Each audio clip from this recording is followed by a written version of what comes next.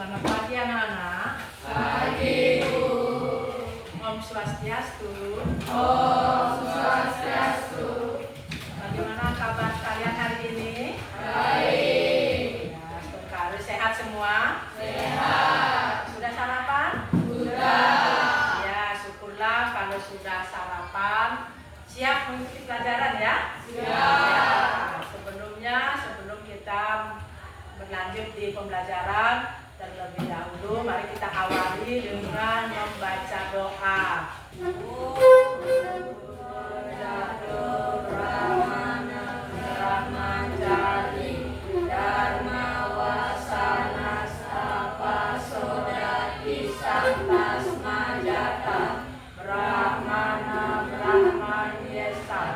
Dewasya sarwa amartana sakama. Om Santi Santi Santi Om. Akan mengecek kehadiran kalian dulu. Ada yang tidak hadir hari ini? Hadir semua ya? Ya. Materi kita minggu lalu yaitu hubungan Atman dengan Suksma Sarira. Ibu mau bertanya, ada yang masih ingat apa pengertian Atman? Atman adalah merupakan percikan terkecil dari ide Sang Yang Widiwasa. Derajat Pancasila beriman dan bertakwa pada Tuhan Esa yang berharap mulia, berkebinekaan global, gotong royong mandiri, kreatif dan benar kritis. Coba kalian perhatikan gambar yang ada pada slide ya. Ini gambar apa ya? Ada yang tahu? Ada yang pernah melihat? Ilustrasi Atman pada tubuh manusia. Jadi manusia itu bisa hidup karena adanya Atman atau ada jiwa yang memberikan kehidupan. Yang akan kita bahas pada hari ini yaitu fungsi Atman. Adapun tujuan pembelajaran yang harus kita capai pada pembelajaran kali ini yaitu tujuan pembelajaran yang harus kita capai pada hari ini yaitu memahami konsep Atman sebagai sumber hidup, menganalisis sloka-sloka tentang Atman, dan melatih diri untuk mencintai sesama makhluk hidup. Fungsi Atman yang pertama adalah Atman sebagai sumber hidup atau cita. Atman itu adalah alam pikiran, meliputi pikiran kita, perasaan, dan intuisi. Yang kedua, Atman sebagai sumber hidup atau stula sarira, badan kasar. Jadi Atman ini memberikan hidup, memberikan jiwa kepada badan kasar kita. Badan kasar kita tidak akan bisa bergerak apabila tidak ada Atman yang menghidupi dan memberikan kehidupan. Yang ketiga, Atman bertanggung jawab atas baik dan buruknya karma wasana kita.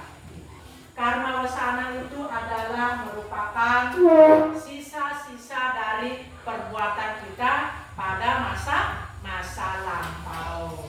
Sekarang kita masuk sloka, yaitu sumber sastra. Apa fungsi dari Atman itu? Yaitu termuat dalam sloka Bhagavad Gita bab 2 adhyaya 22. Asamsi jirnami yata wihaya nawani grirnati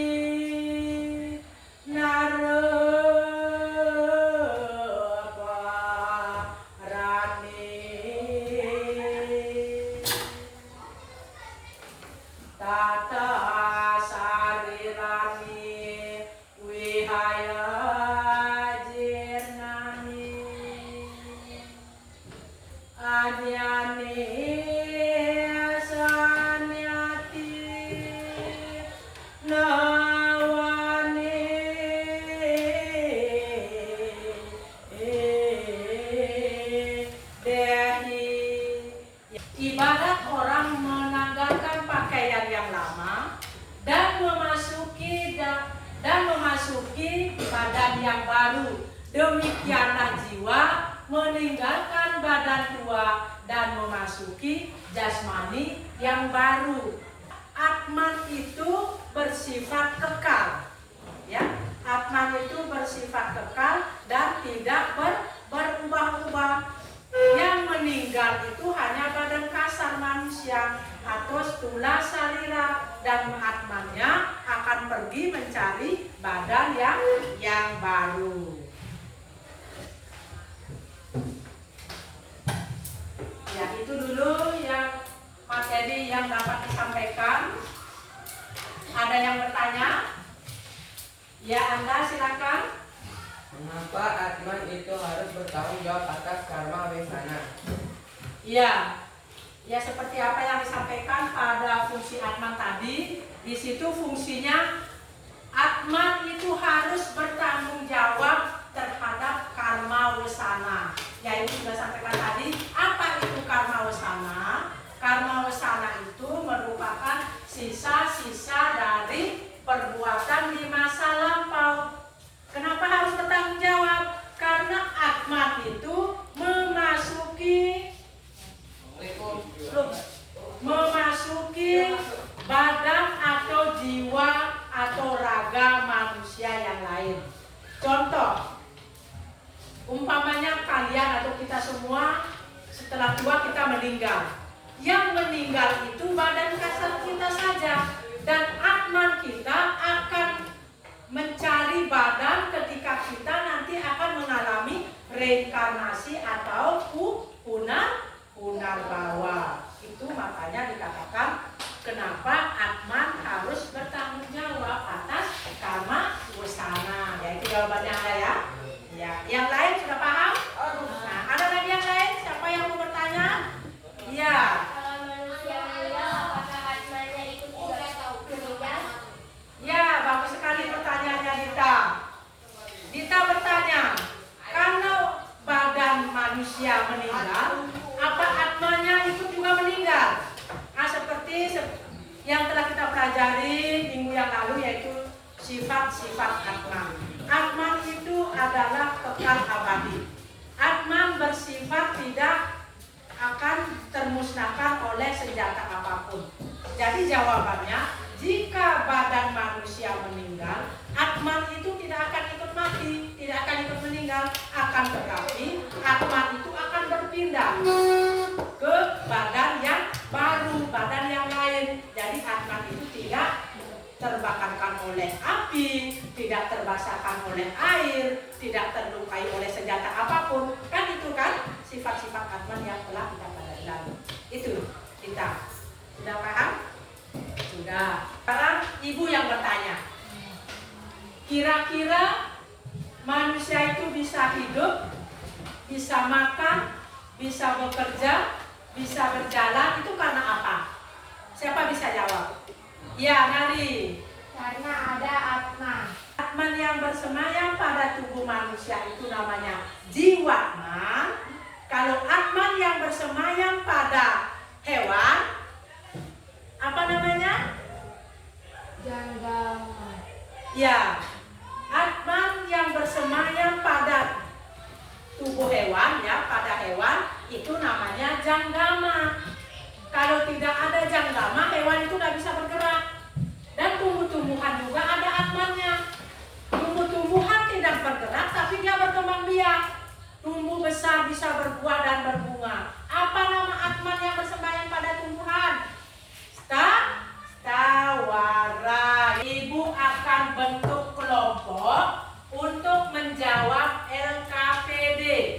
Kelompok 1 yaitu Dede, Putu Nanda, Tiara,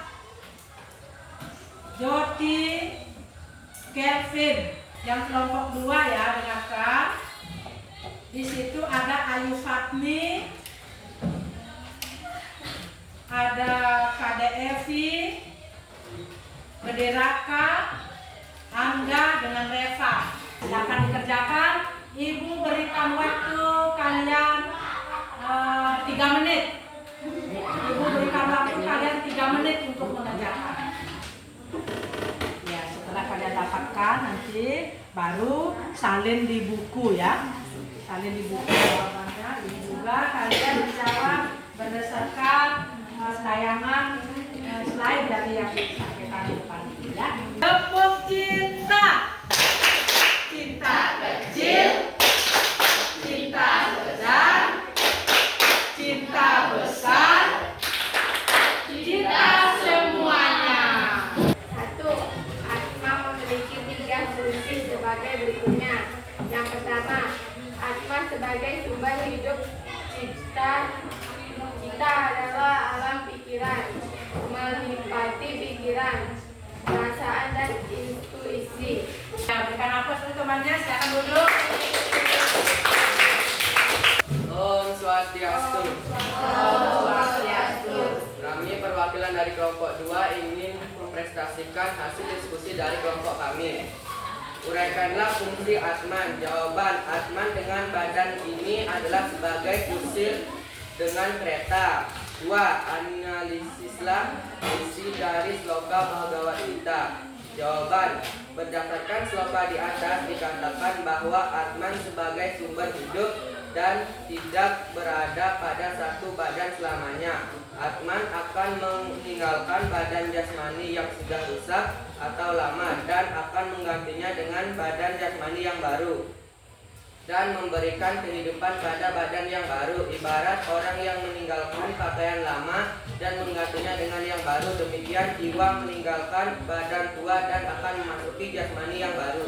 Atma sebagai sumber hidup kita.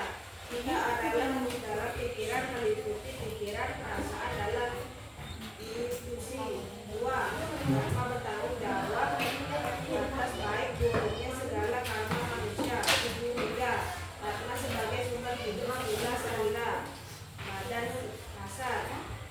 Berdasarkan sloka di atas dikaitkan bahwa Atma sebagai sumber hidup dan tidak berada pada satu badan selamanya. Atma akan Ada yang belum dipahami? Kalau sudah paham semua, kita lanjutkan, yaitu kita akan menyimpulkan. Kita simpulkan yaitu ada 3 fungsi Atman, yaitu yang pertama sebagai sumber hidup, yang kedua Atman harus bertanggung jawab atas karma wasananya, dan Atman sebagai pemberi tenaga kepada kehidupan semua makhluk hidup. Ibu akan refleksi dulu, kira-kira bagaimana perasaan kalian setelah mempelajari materi tentang fungsi Atma? Bagaimana perasaan kalian? Sangat senang. Sangat senang ya. Perasaan apa yang akan kalian lakukan supaya pada nanti kehidupan yang akan datang ya kita bisa mengalami punakala atau reinkarnasi yang lebih baik. Bukan ajaran Trikaya Parisudha. Ya, demikian tadi pembelajaran sudah kita lewati. Sebelum ditutup, Ibu akan menyampaikan bahwa pertemuan kita minggu depan kita sudah masuk di materi Tri Gita Karana.